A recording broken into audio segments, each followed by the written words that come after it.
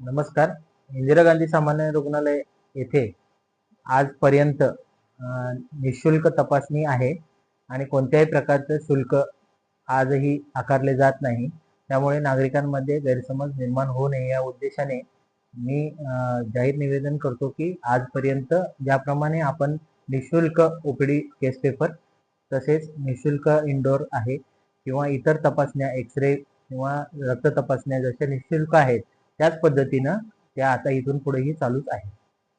नमस्कार मित्रमैत्रिणींनो, सरकारी रुग्णालयामध्ये आता उपचारासाठी पैसे आकारले जाणार अशी बातमी काही वृत्तपत्रांमध्ये प्रसिद्ध झाली होती.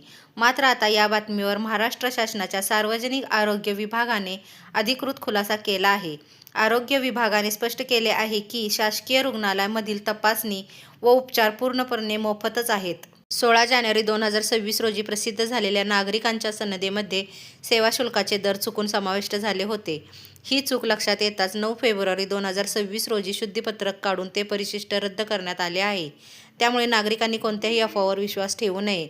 सरकारी रुग्णालयात उपचार पूर्वीप्रमाणे मोफतच सुरू आहेत. आरोग्याशी संबंधित प्रत्येक खरी अपडेट आम्ही तुमच्यापर्यंत पोहोचवतच राहू. व्हिडिओ शेअर करा जेणेकरून ही माहिती सर्वांपर्यंत पोहोचेल.